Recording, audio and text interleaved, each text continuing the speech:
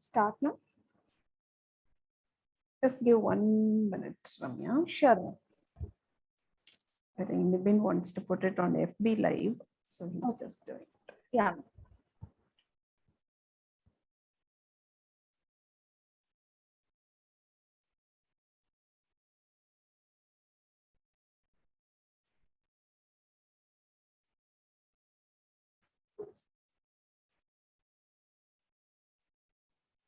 You can start, Ramya. A warm good afternoon to everyone. I welcome you all for the Toppers Talk Series 10 with Dr. Vijayakarthikeyan IAS. Now I request our principal, Dr. Devasundari ma'am, to give the welcome address. Please, ma'am. Thank you, Ramya. Good afternoon to all. It's my pleasure to welcome you all this afternoon for the 10th session on Toppers Talk by Dr. Vijayakarthikeyan IAS, Secretary, Human Rights Commission, Government of Tamilnadu. It's for all the participants and for the guests today.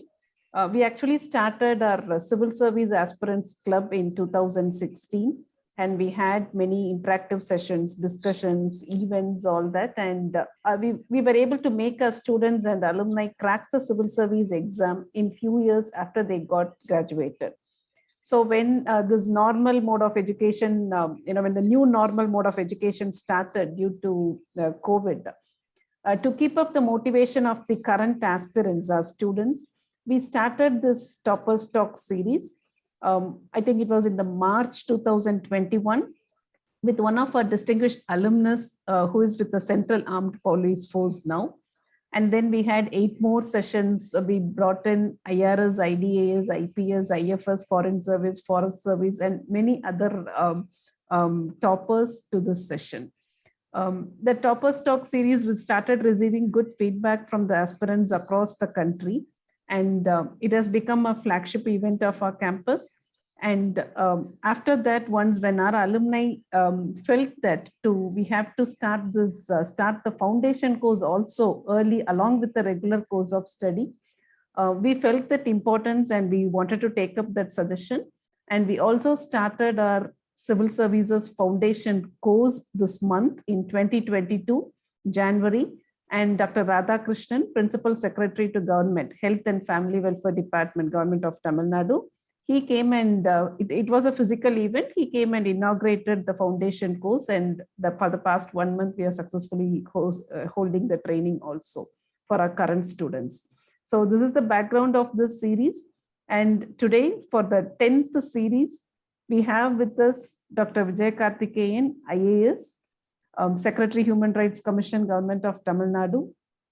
He's a doctor by profession, currently serving as the Secretary to Government and also an author. Like the participants here, sir, I am also very much interested in learning from your experience, in reaching this height, even without compromising your passion, is something very amazing. And when we were reading about your profile, it gave us all, a kind of a motivation to not lose our passion at any point of time. And I also understand that you're engaged in training and motivating the youngsters for appearing in civil service examinations. Thank you so much. A heartfelt thanks for making it today to address these aspirants too. And I'm sure today's session is going to enlighten all of us who have joined today from our campus, and not only our campus, all the external participants who have joined from different states who are looking to clear the exam. My best wishes, and also welcome you all for this virtual session. And I also extend my warm welcome to Ms. Chandrika Vijayakarthikeyan. Thank you so much, ma'am. It was you who brought this day happen. Thank you so much, and welcome to the session. And I also welcome our Dean Student Affairs, heads of departments, all my colleagues, and my dear aspirants who have joined today. Let's go ahead with the session. Ramya, over to you. Thank you, ma'am. I feel immense happy to introduce eminent person, Dr. K. Vijayakarthikeyan IAS. Sir is currently serving as the Secretary of Tamil Nadu State Human Rights Commission. He served as the Collector of Tirupur District in Tamil Nadu, serves the Commissioner and Special Officer at Coimbatore City Municipal Corporation.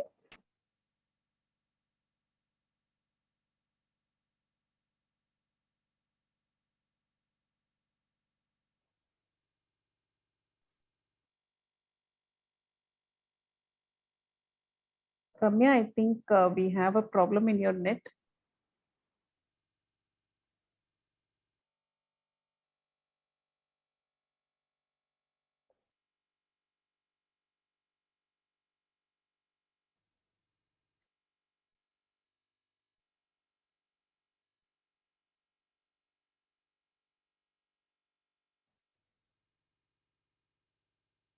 Before he was appointed as director for Tamilnadu. Sorry, in between it got cut. Ramya? Yes, ma'am. Sorry, in between it got cut. Yeah. Can you introduce it? Yeah, we were not able to hear you, Ramya.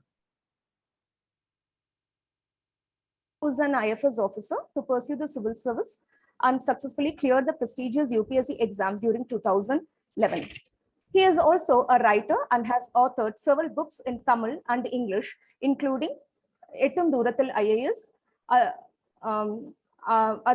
Ore Kallil Padimundru Mangai, Jaipadapadi, Once Upon an IAS Exam, Heartquake, and Mafia Premier League. Dr. Vijayakarthikeyan sir has received several national awards for his work achievements. Sir also received prestigious Dr. APJ Abdul Kalam Memorial Award for Innovation in Governance, KIGA, at an event held in New Delhi. He was also awarded as Most Inspiring Author of 2018 at Gurgaon Literature Festival. Behind every successful man, there is a woman, and we are happy to welcome Mrs. Chandrika Vijayakarthikeyan ma'am with us for the webinar. Welcome you, ma'am. Welcome you, sir. Thank you. Yeah. So now we'll have a fireside chat moderated by myself and our civil service aspirant, Ramya, from AADS department. So shall we go to the questions, sir? Yeah, sure.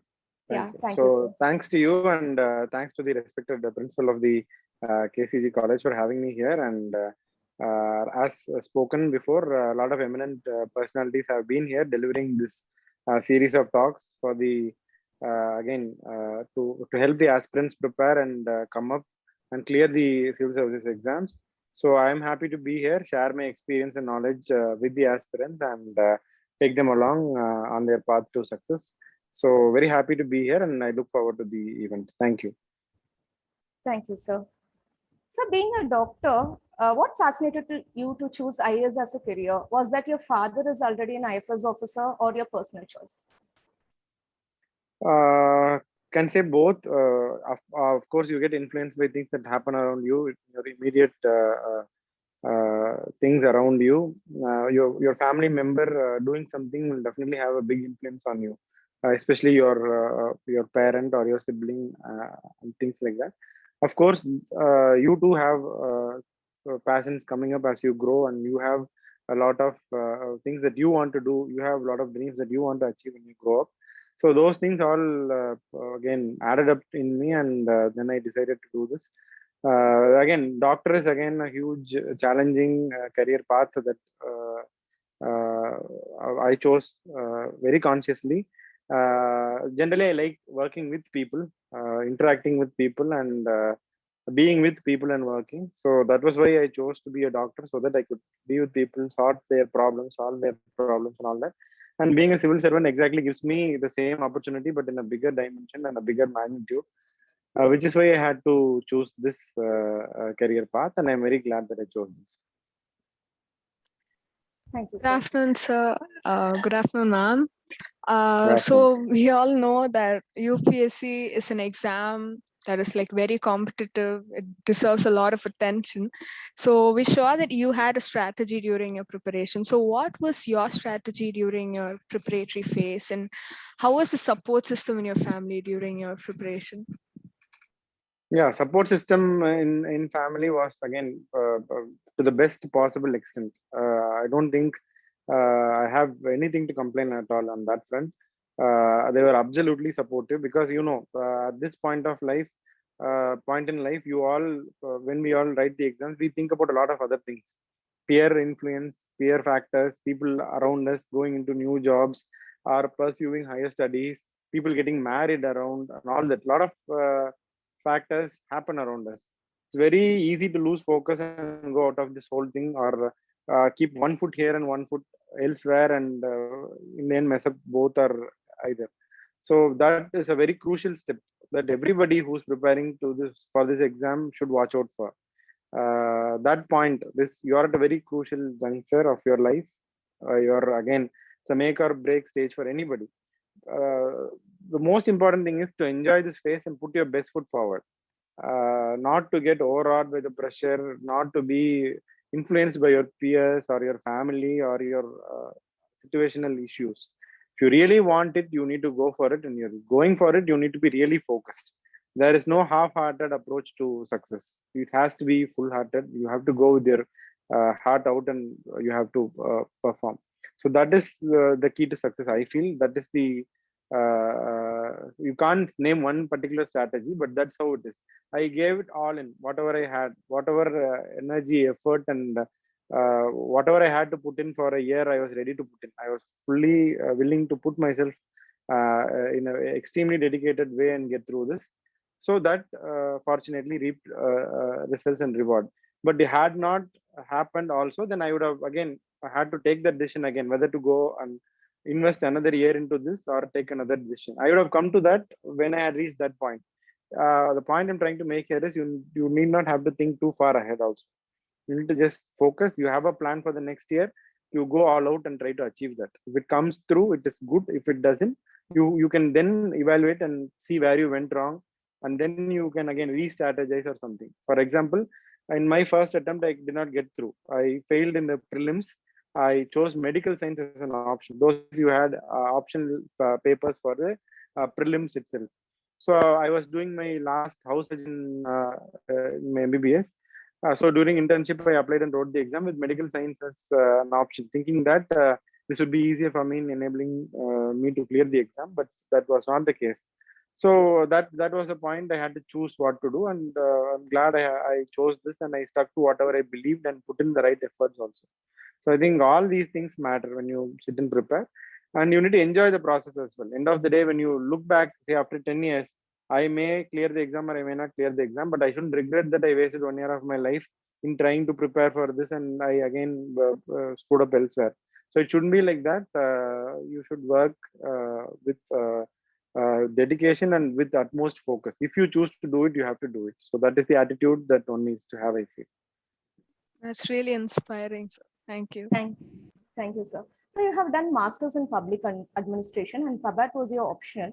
Would you recommend or dissuade someone taking this option? Because nowadays, since it is more revolving around the current affairs, so students prefer to take anthropology or some other subject as the option. But your option was public administration. So your take on that, sir? Yeah, I would definitely recommend public administration or geography. Generally, things to look for when you choose an optional is that whether the subject and the syllabus are easier to grasp and easier to cover. See, they have a lot of options in terms of subjects, but then we need not choose the toughest option and make things difficult for us, which is exactly where I went wrong in my first attempt. I chose a very difficult subject called medical science, which itself had a lot of topics to cover. The entire medical science syllabus had the whole thing that I studied for 5.5 years in my medicine, from anatomy, physiology, biochemistry, pathology, pharmacology, ENT, and all that. Lot of very, very heavy subjects, which I could not even finish reading once before my UPSC exam. Then I had to spend time for my general studies and other things that I had to prepare. So I was putting unnecessary pressure on myself by choosing a very tough subject, despite, I repeat the word, despite being a graduate of the same. On the other hand, there is a subject called public administration, which has 12 chapters in first paper and 12 chapters in second paper, which you can study easily. You can again revise once, twice, thrice also. You can add more points. You can refer to multiple books. The whole public administration, syllabus I condensed into various topics. It hardly came to 120, 130 topics for first paper, around 130 topics for the second paper. So all these 130 topics, you can easily make notes before the exam. They're asking these days 150 words, 200 words maximum. So you can make detailed notes of all these 120, 130 topics in each paper, and then revise them multiple times and go and write the best possible answer and present it very well and get excellent marks, rather than struggling with a big option like medical science, where you will be unable to complete the syllabus and you won't even have time to make notes and all that, and you will not have time to focus on general studies also. The advantage of choosing a subject like public administration is you can devote more time for your general studies.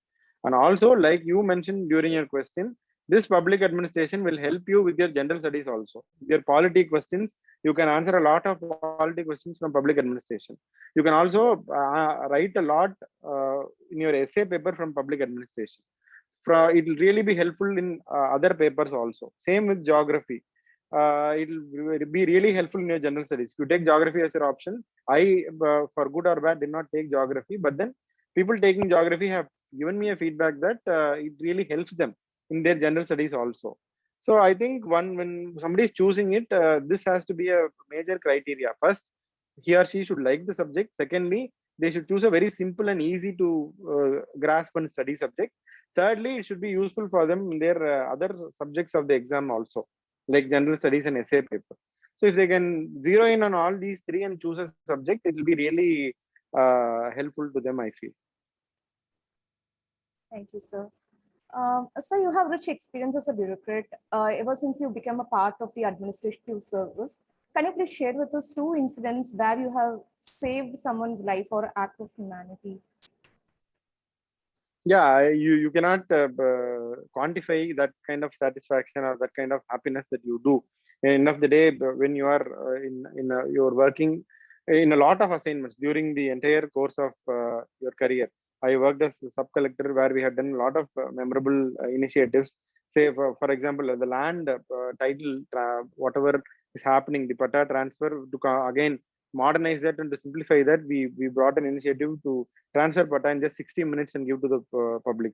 So that way, it is very easy for anybody, for he or she who is coming to a government office to get things done quickly. That is one of the important things that's always running in my mind, to make things easier for the public who are approaching a government institution.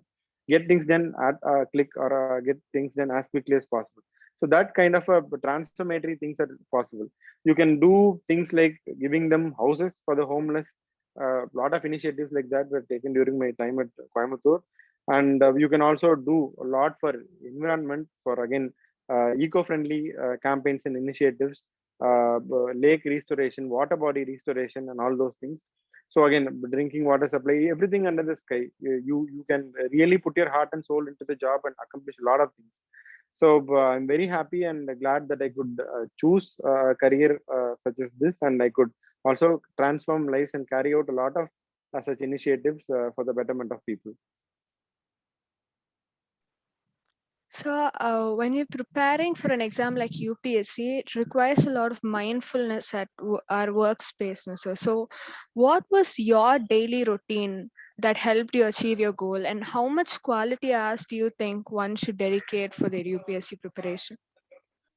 It depends again. For you want my routine. My routine was thankfully I was financially not very bad, and I was in a situation where my parents could support me a year of me doing nothing but preparing. I was very fortunate, and God has been very kind to me that time. But then what I could do was, I made the best use of the time that was available to me.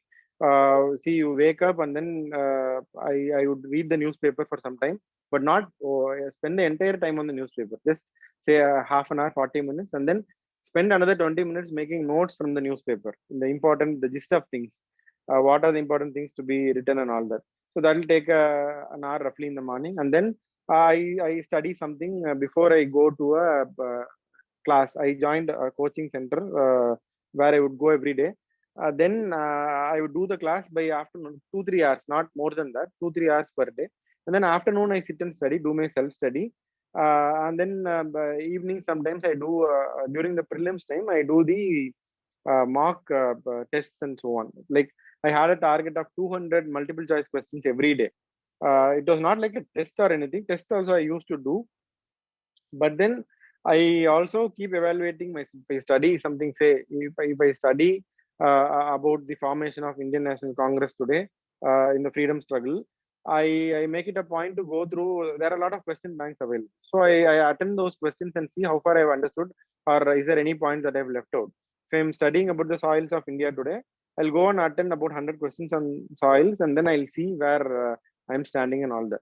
It also gives you a memory of again getting into the grasp of things and being used to answering and ticking those multiple choice questions. See, you do 200 questions a day, it will be like what, 2000 questions in 10 days. Like in 10 months, it will be 20,000 questions. In a year, it is 24,000 questions, which is huge. When you look back after a year, you will see that you have solved and answered and seen 24,000 questions that will give you a huge confidence to you before you go for the exam. So that itself is a big thing, that you are able to do that. And more importantly, you will be used to answering these things. Reading a question and ticking something, reading a question and shading something. And wherever I studied also, I used to have tests almost every day in the coaching center. So that again helped. So every day there would be tests, and every day I'll be preparing in the morning for the test, and after the test I again study, and then so on. But then even in case if you don't go, I just went in for the option and the public administration and general studies. Second option was anthropology, which I prepared on my own. But then when you ask the breakup with current scenario, I think anybody preparing can put in some 10-15% of their time for aptitude, because that is just to pass through. And I'm sure people who are seriously preparing for the exam should be able to clear that. Rest of the time people can put in for GS, and once they're, I mean, say, done with their first reading of the entire GS syllabi, once they're through with that, I think people should start slowly with answer writing and preparing for the main also. As in, you're going to get the same topics in general studies more or less for the mains also, except a few topics. But then when you start doing that answer writing, it really helps. When you go to the mains, all of a sudden you'll find that you'll not be able to write in sentences, not be able to construct paragraphs and all that. So the moment you do your first reading and you finish off your general studies first reading, you start revising, and then you should start practicing answer writing also. That would be my advice. One more thing regarding planning and strategizing is to have weekly plans and monthly plans, whichever suits you. Because daily plans can be really, I mean, it can put a lot of pressure on you. So you can have weekly plans, you can have some fun time and your time also in that weekly plan, so that you don't get stressed and you don't get compressed in the whole schedule of things. So you can have, let's say, 5 days of serious reading, 1 day of say half day reading and half day leaving out, and 1 day you can just go out with your friends and things like that. I think it's very important to do that. Otherwise, you will get to a situation that you are too stressed and you're not able to achieve your things also, and you may not be able to progress as you planned also. So I think planned ways to entertain us or for our leisurely activities are definitely important to put in a part of the schedule. So one should know to balance again work life, and that should begin from the preparation stage itself, I feel. Thank you, sir. And also about answer writing. So I've had many of my friends tell me that even though they know the content, like they often run out of time when they write answers. So what was your advice on answer writing? How did you prepare for answer writing? Answer writing, yeah. My thing is, see, if it is a 200 word paper or 200 word question, my mind will immediately say that it is 4 paragraphs of 50 words each. So that is my thing. So how do I construct those 4 paragraphs? So what will be my, obviously initial will be an introductory paragraph, and end will be the conclusive, whatever is happening. So the in between the 250 words are the actual content of the thing that's happening. So will cryptocurrency be regulated, right? Regulate cryptocurrency in India? Take that as a question for words. So you can begin by saying what is a cryptocurrency and what is the state of India. Not much on that, because you need to read the question and answer accordingly. That is the introductory part. Next 2 part, you need to mention what are the, again, good things and what are the drawbacks or demerits and all those things. Final conclusion would be what you feel, what you really feel. There is no right or wrong answer for these things. When you go to the main exam, most of your questions will be to evaluate what you feel and all those things, comment and all. It's like putting in your thoughts. So those will be graded really high, what you feel. There is no right or wrong. You may be supportive of cryptocurrency, you may not be. But then you need to justify what you say, and you need to give it in a coherent way. So you need to package it in such a way. So if it's a 200 word, like I said, 4 paragraph, introductory paragraph, final is your conclusive, in between your content. So you need to write and time it and see. I used to do that for 200 words. How much was the time? I don't remember exactly. I used to time it for 5 minutes, and then I used to remember 1 minute how I used to write.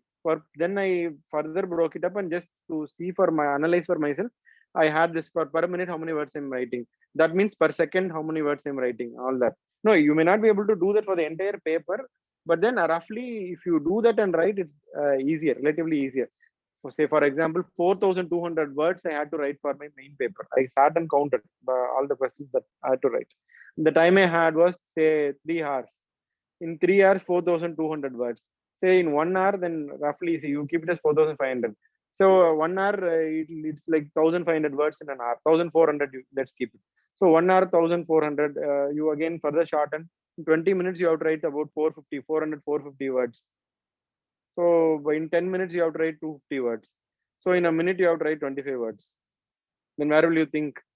It's again, you have to balance it and write in such a way.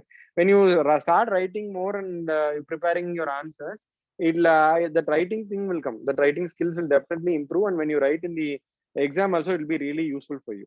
So I think it's better to plan that way. The 150 word, it is 3 paragraphs. So your introductory, conclusive, in between you put 1 paragraph. It's a 250 word, it's again 5 paragraphs, so 50 words each. That suited me. It may not suit you. You may want to write 60 words in a paragraph. You may want a bigger paragraph. You may want 75 words in a paragraph. That's up to you. I will not say this is right or that is wrong. But what I did was this. I used to have 50-word paragraphs. Used to give a title also mostly for these paragraphs so that the people who evaluate, they also find it easy. It's like how you write your board exams and all that. You put a heading and you will not have time to draw lines and all that. But then you need to at least write heading and you need to put it neatly and put forth your points. So I think that way, that will be a good way to go about your answer, right? Thank you, sir.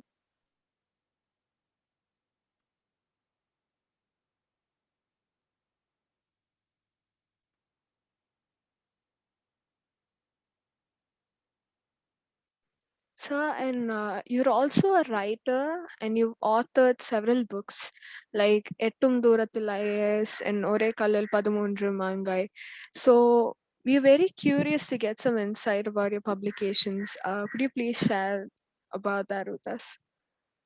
Yeah, sure. First thing was, yeah, obviously, this Ettum Durathil IAS to again help the civil service aspirants. At that point of time, people were saying a good book in Tamil for everybody to easily understand and prepare was needed. When I was working as sub-collector, I used to interact with a lot of students, and that was the feedback given. So I started writing that, and it was again taken well appreciated by many people. And then a reputed publisher, Vijaya Publishers from Coimbatore, they wrote to me saying that this book was very nice, reached well to a lot of people, and it was really motivating also. And I should not confine myself writing just to this IAS aspirants. And he urged me to write for everybody and write some motivational books also. Which is why I started writing. Since the publisher, reputed publisher themselves, they have written and asked to write, then I thought then that there must be some merit in their words, and I should do justice to whatever is being asked. So I started writing this Aduvum Iduvum Ore Kallil Padimun Mangai Oru Cup Coffee Saapidama and all that. Then I thought another easier way than giving, people generally get bored with advices and pep talks and all that. So I thought an easier way to tell so again good things and communicate across positive vibes or through stories, which is why I thought I'll write fiction. So I wrote this book called Once Upon an IAS Exam, which is again about an IAS aspirant who writes the exam and what happens to him and his journey during the entire phase of his preparation for this UPSC exam. So that story was again penned down as Once Upon an IAS Exam. Soon I started writing fiction. I found that interesting also. Again, writing a story seemed very interesting and more better take for me also. So I thought I'll write more stories, and I wrote this another book called Heartquake and Mafia Premier League. I've written a couple other books also, will be published in the coming days. So that's how I got into writing. End of the day, whatever career I may be having now, this writing gives another outlet for me to express myself, to put into paper what I feel. Most of the time, we don't get that opportunity at work, but then you can write and express what you really want to express. So I think that is a very powerful tool that exists, and I'm glad I'm able to make use of it in the right way. Yes, I think we can also have few copies of your book in our library so that aspirants will be inspired by those books. Thank Yeah, you. sure. Yeah. So, sir, you were a doctor, right? So you definitely had a lot of things, and there were definitely, I'm guessing, a lot of ups and downs during your preparation. How well do you think you managed those challenges? Yeah, looking back now, I will say I managed them well. It is easy for me to say I did a good job and managed everything very easily, but then it was tough at that point of time. Yeah, it is tough as long as you overcome it. But then you need to hang on. That is the most important part. People who hang on get through and succeed, and people who don't, unfortunately, may not be able to do so. We may not be able to we blame them for that, but then it's always good to hang on. Things may not go your way, definitely. When you fail the preliminary exam, it is a big again blow to you. Say somebody like me, I was never a topper all through in school or college or anything, but I used to be a good student who was again who used to study reasonably well and get good marks, and who would put his best foot forward in all the activities of the school and college, be it a quiz, be it a sports activity, cricket or table tennis or whatever it is, essay writing or say cartooning or drawing, whichever it is. I was somebody who would participate in it, whether I won or lost. I would put my best foot forward. I'll participate and I'll be very actively involved, and I was somebody who was always willing to learn and adapt and learn new things always. So that was how the case was. Not somebody who would be the best student in terms of your academics, not lose even a single mark in your school or college, and live a life like that. But then whatever I did full justice, and whatever brought happiness to me, I was happy to pursue and do. So when I was somebody like that, and I thought whatever I did, I will do it with full focus, and I will do it to win. But then when you gave this exam, I was very disappointed that I did not get through even the first stage. But then it is very difficult. Having said that, say 5.5 lakh people write the exam.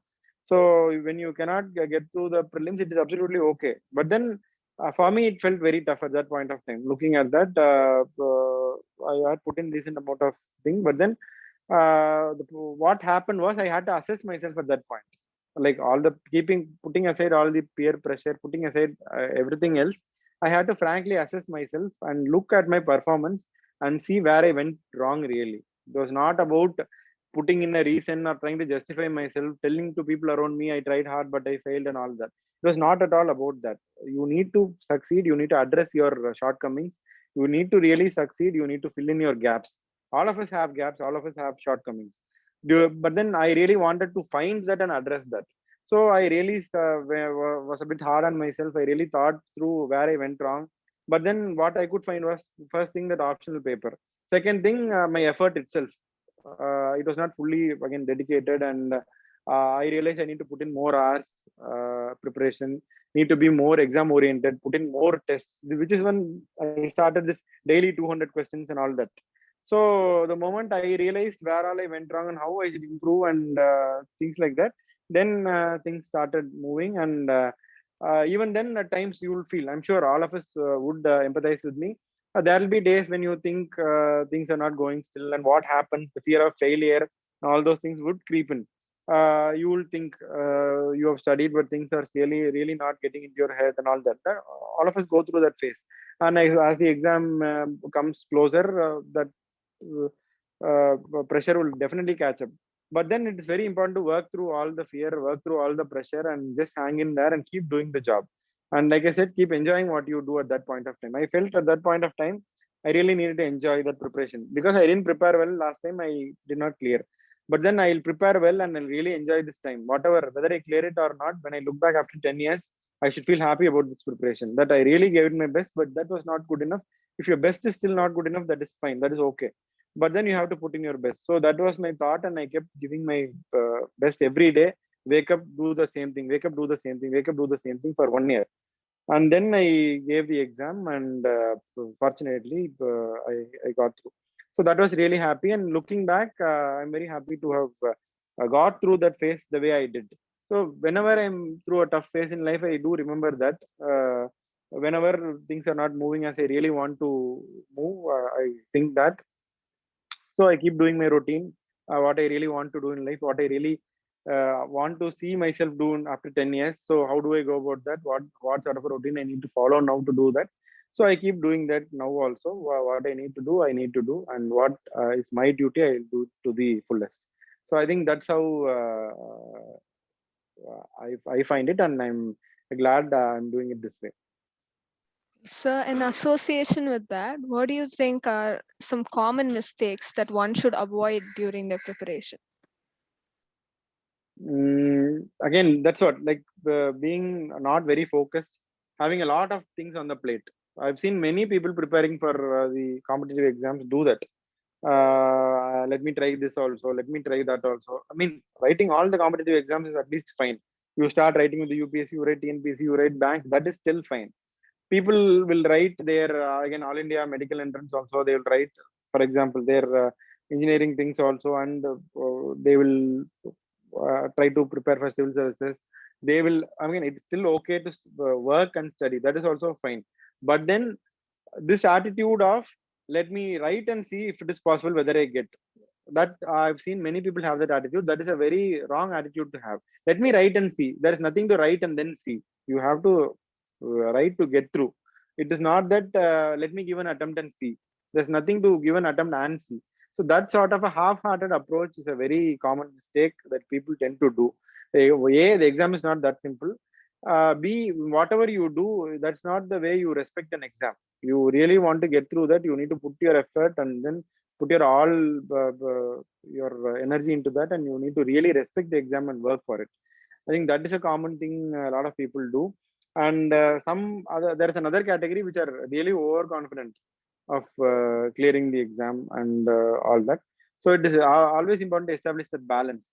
Not take things very lightly also, not taking things very hard on you, and putting a lot of pressure on yourself, and then you may be very adequately prepared, you may be again good enough, you may be talented enough to get through the exam, but then due to your own pressure you shouldn't buckle down during the exam.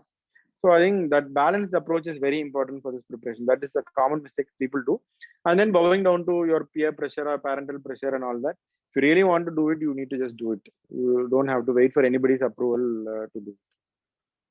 Thank you, sir. Yes, sir. So being a secretary for Human Rights Commission, a successful officer, a writer, motivating civil aspirants, you're extremely busy. How will you balance your work life? Would like to hear from you? Yeah, that's how the entire preparation. I used to have time again, like some time to study, some time to again spend time with family and friends and things like that. So same, I've been following for the past few years. Whatever work, wherever work takes me, and whatever difficult situation it is, I'll face it. And end of the day, some time I give for myself and for family and friends. So I keep that a very very constant habit to give some time for family and friends. Say A is work is your first circle, and that takes most of your time. Once you're out of that, you need to give your family and friends some time, and out of that, beyond that as well, you need to give yourself some time. So which is when I write or do something that I want to do, or watch something or play something and things like that. So I think that is very important. And somebody says I cannot do or give time for myself or my family, I only want to work, either that person is lying, or I don't know if that may be very that might be good for them, but that may not suit somebody like me.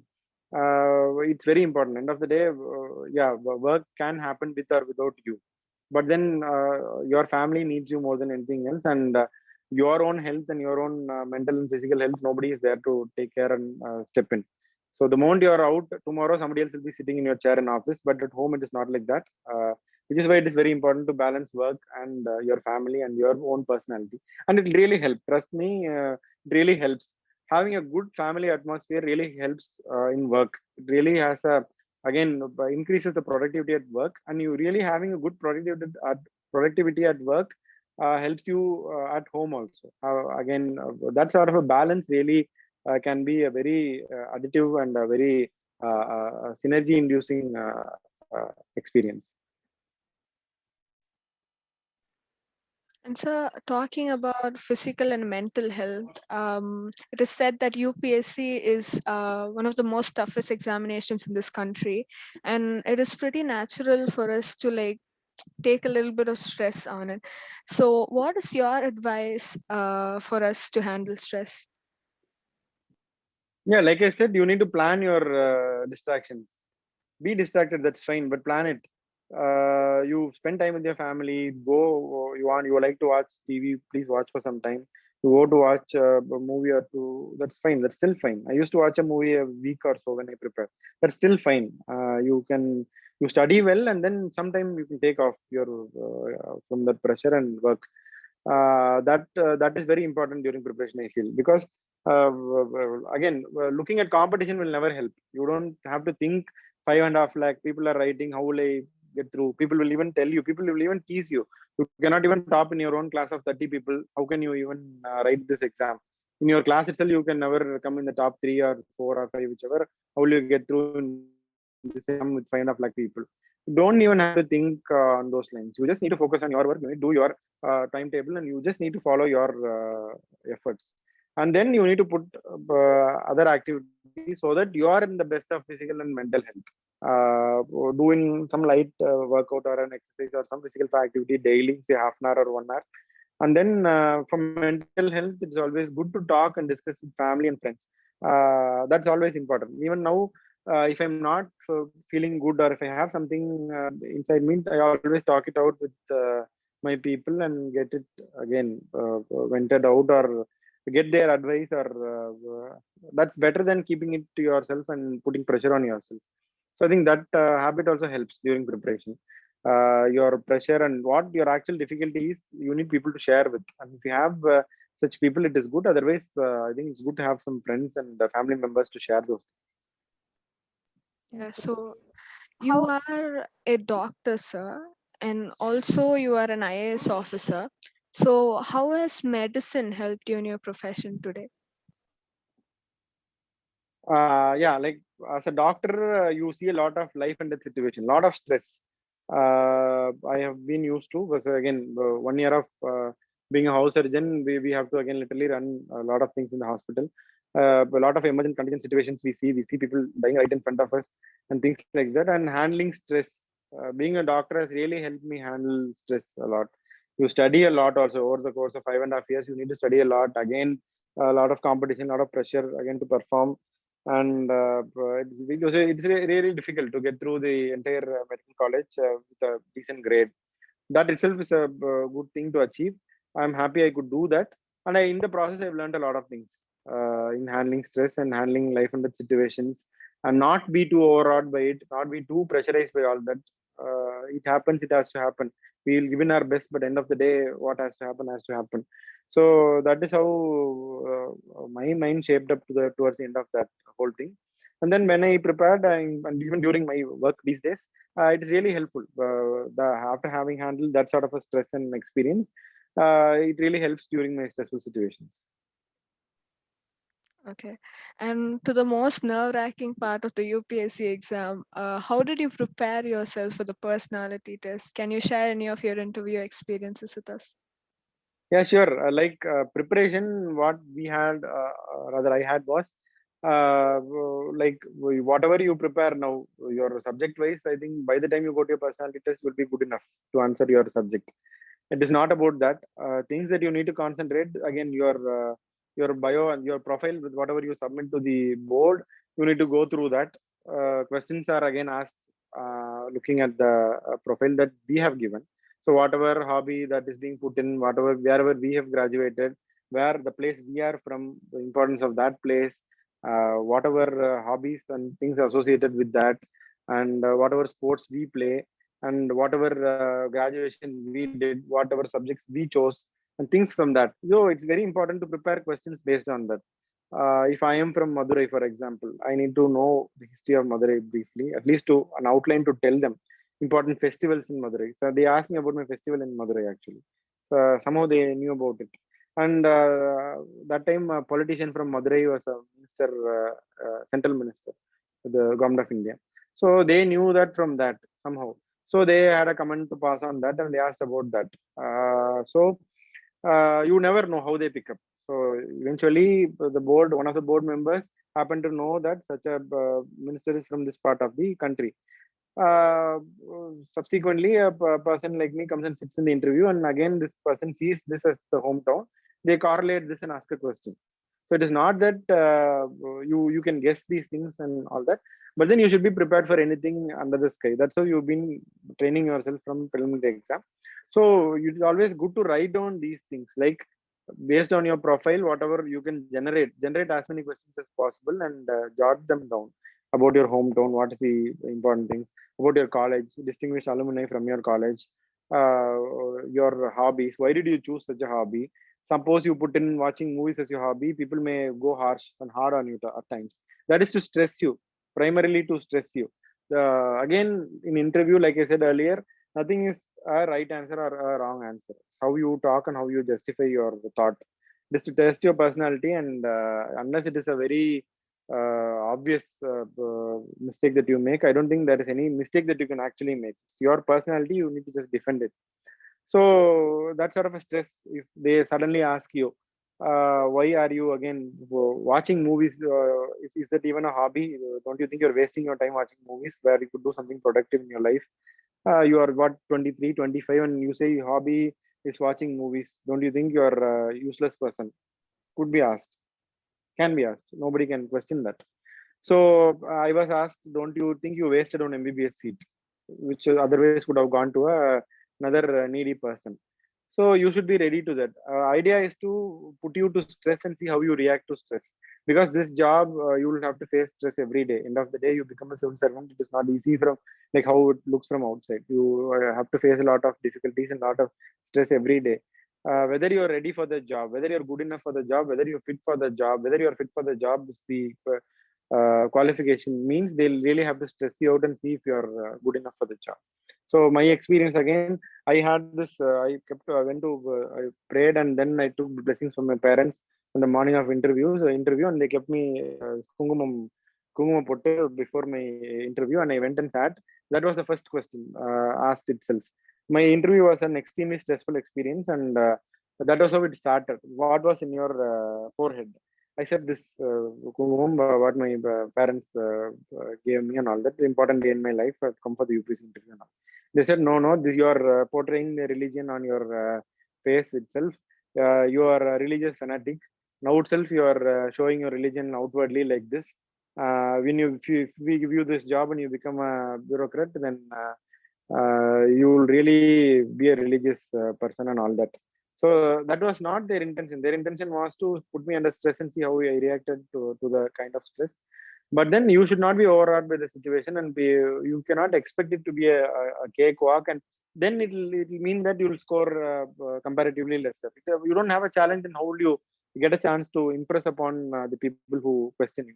So you need to prove them that you're really good enough for the job, and that's how you need to answer. And you should not buckle down under pressure. So that is the most important thing. Even if you give a wrong answer, it is okay. And if you're pointed out that you're being given a wrong answer, it is okay to admit that you are wrong. Not all of us are right all the time. It is important to admit in being wrong. Also, it is important to strike a balanced appearance. Give a balanced appearance to people who do the interview. You need not be too extreme to be termed an extremist, or you need not be too pessimistic about everything. So that is also important, to strike a balance between the kind of answers that you give in the interview. So that is also an experience. The whole journey, it's a beautiful journey, and it's a lifetime experience. This preparation and the journey of starting the preparation and writing the exam, and then waiting for the result and getting through this whole thing is an experience in itself, and it is really important, like I said, to enjoy that experience. Thank you, sir. So your final word of advice to our KCG civil service aspirants for preparing for UPSC exams. So few of our alumni are waiting for their 2021 mains result. They have successfully wrote their mains exam also. So your advice for them? Yeah, mains result, like I said, just said, if you are through, take a notebook and generate questions based on your profile. Also generate questions on reforms, various reforms that you'd like to do. You can use that either way. Like, for example, education reforms that you like to see in the country, economic reforms that you like to see in the country, health reforms that you like to see in the country. Sector wise, you can make some ideas that you may think, some 5-10 ideas in every field, so that agriculture, all those things, so that you can use them in your answers. You may think, we may think also during preparation, but we may not put that into paper actually. So it's a good idea to prepare to again write those things down, and also prepare situational questions. You can say, for example, if I'm a doctor, I can write how being a doctor helps me in being a bureaucrat, and things like that. You generate situational questions, generate say 5 questions, 10 questions daily, and write it down in a notebook. You will definitely find it useful. You again keep rehearsing those answers, whether it is good enough, whether you may value add something and all that. So if you can do one notebook for only your profile related questions, and one notebook for this reforms and your say your situational questions, I think that will be an ideal way to prepare. If your subject, everything you will know by now. And then some important current affair thing that is happening. Say, for example, during my interview, this Anna Hazare's fast and hunger strike and all those things were happening. So they didn't ask me, but my friends, they had asked about their opinion on the same, whether it is the right thing to do or something. So things like that are currently happening in the country, burning issues and topics. So I think these 3 things alone, if you concentrate, that is more than enough for interview. Your profile, situational questions, and your reform-based things, and the burning topics at that point of time. And then you should not buckle down under pressure. If a decent communication enough, and then you need to again be cheerful and give a balanced answer. That is it. That will get you through your personality test. For those who are appearing and preparing, like I said, put your heart and soul into the preparation. There is no half measure at all. You either put yourself into it or you don't. That is the first thing. Whether you are you don't write this because somebody else is writing, your friend is preparing, or your don't prepare because your friend is preparing, or your boyfriend or girlfriend is preparing, and all that. Don't prepare because your father is telling you to prepare, your mother is telling you to prepare, and all that. Prepare if you really want to prepare. Do these things. Dream these things only if you really want, not because somebody else is dreaming of it. That is the first thing. And once you start doing it systematically, and work hard for it. Nothing comes easy in life, especially a difficult dream like this. But then if you really work hard, it will definitely be possible. I am somebody who, like I said, went through the entire process without being a topper in school or college. So if somebody, an average student like me, can do, definitely someone like you who's watching, who's willing to put in those efforts, and who's willing to have a dedicated time for this, and effort for this, and energy for this to do, I'm sure you'll be able to accomplish this. And finally, you should enjoy what you're doing now. When you look back, you shouldn't regret this time. That's the thing that I would like to repeat again. This phase will never come back to you. This again, an important part of our life. This youthful phase will never come. It's very important to enjoy this phase. At the same time, it is very important to structure our career and achieve something. So if you are an achiever at this point of time in your life, life becomes very easy later on. That's how it has been, fortunately for me. So you can strike now. Now is the time you need to achieve, and there is no better time than now. So start preparing. I'm sure you'll be able to achieve. My best wishes. Thank you so much, sir. So now we'll take up the participants' queries. Ramya, please take the participant queries. Yes, ma'am. We have a question from Saraneshwar in the audience. He asks, Sir, the essay paper of 2021 was a bouncer to say, how can we strategize a future course of action in essay? Yeah, essay papers are always bouncers and yorkers and whatever you say, but then you need to work through that. Fortunately, you have options.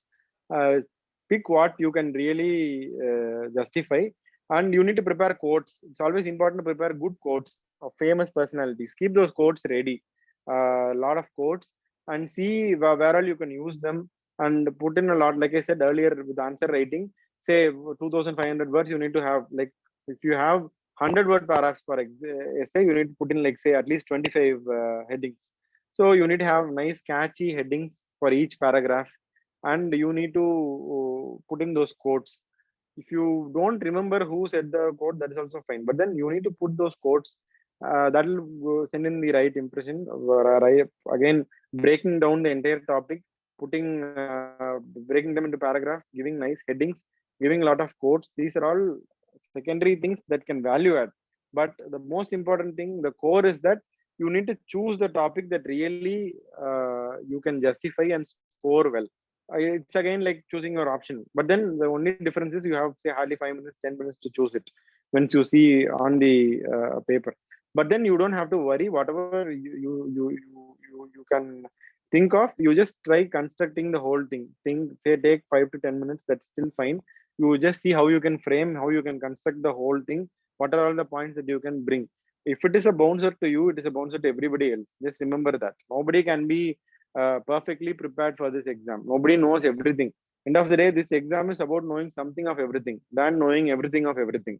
So that's something of everything. If you know, I'm sure if you put it in the right places and you package it well, I'm sure you'll go through. So have that in mind. Nobody will know everything of everything. So your bouncer is everybody's bouncer. See how you will handle it. So to add on this, a few aspirants, they felt those who gave mains this time, that is essay paper, when they are knowing the Hindi well, they have options. Like for others, it was a little difficult. What's your take Unfortunately, on that? yes. Unfortunately, yes. I Yes. do felt the same. Unfortunately, Yeah. I also did not know to read Hindi then. I do not know to read Hindi now also.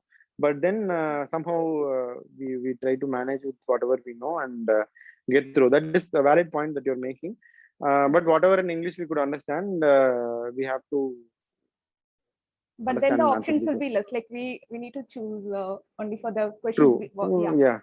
Yeah. Whatever we need to know, that's all. Whatever we know the best, we need to choose. Yes. Thank you, sir. Yes, sir. We have a question from Shabri. He asks, sir, how can we give unique answers in anthropology? Unique answers in anthropology. See, anthropology, like physical anthropology, social, and all those parts, and then the genetic parts, genetics, and physical. By physical, I mean the prehistoric and all those things. For example, Neanderthal man. A question is being asked. Unique answer would be again. You need to writing the fact, the timeline, the features, and all that is fine. But then you can put in the pictures. For anthropology, pictures can get you a lot of marks, especially physical anthropology. The brain case, the skull, the bones, whatever you could draw, and distinctive features of Neanderthal man compared to, say, a Cro-Magnon man or a Australopithecus man. So that if you can really differentiate and show that distinctive feature in form of a diagram, in form of a flow chart. So these things really are catchy in your mains. You can put in a lot of flow charts, your diagrams, pictorial representations. So those things can really be catchy and helpful. But these should be in addition to whatever you have written. You write your 200 words and do these things. Don't do these things alone and leave your answer. That will not be sufficient enough. So you do your 200 words, but in between that, you can put these pictures, you can put in your flow charts and all that. That will really be helpful. Yes, thank you, sir. We now have a question from Sri Vishwa. He asks, how can I not be less confident, or how can I not be overconfident? How to be confident without any high or low expectations? That is difficult and depends on how you feel confident and what is your meter to being confident and overconfident. You need to know your meters first as to what point you tend to get overconfident and at what point you are depressed and all that. And you need to find that middle path. That is important. Easy to say, but difficult to follow. You need to assess yourself. At what point you get overconfident? Say you are getting good marks in a test. You're writing a test series. You're getting good marks. That is still fine. That is not the final exam. So you need to just keep focusing on your work and keep doing that instead of having a big celebration for that. Through your prelims, that is still fine. You still have 2 more stages to cross. So you need to again focus on what is at hand. But at the same time, you need not get depressed also. You get very low marks in one, say a mock test you take, you get a lesson mark in that. You don't have to feel sorry for that. There are always, again, the other opportunities and subsequent tests you can make up. This test you may not have done well because of some reason, but that may not be the case all the time. So you can think that's how you need to prevent yourself from going too low or going too up. So keep yourself in the middle and assess yourself very honestly. That is the most important thing, and put yourself in that right frame of mind all the time. Thank you, sir. Over to you, ma'am. Thank you, Ramya. Now we came to the end of the session. My heartfelt thanks to Dr. Vijayakarthikeyan IAS for accepting our invite in his very busy schedule. Thank you, sir. I thank Ms. Chandrika Vijayakarthikeyan, ma'am, who was constantly supporting us for conduct of this webinar. Thank you so much, ma'am. You were so kind to us every time we communicated regarding the program. I thank our management, CEO sir, Dr. Anand Jacob, Director ma'am, Dr. Annie Jacob, for arranging such wonderful events. I thank our beloved principal, Dr. Devasundari ma'am, for her continuous support and motivation. Special thanks to Dean Student Affairs, Dr. Anita Manuel ma'am, and my HOD, Dr. Kavita Balamurugan. My sincere thanks to all HODs, my colleagues, my dear students. Lastly, I thank our internal and external participants from various institutes across country for registering and participating in this webinar and making this successful. Thank you all once again. Have a great day. Thank you, sir. Thank you so much for your time. Yeah, thank you. Ma'am, thank you. I think ma'am is still... Yeah, thank you so much. Thank you. Thank you very much.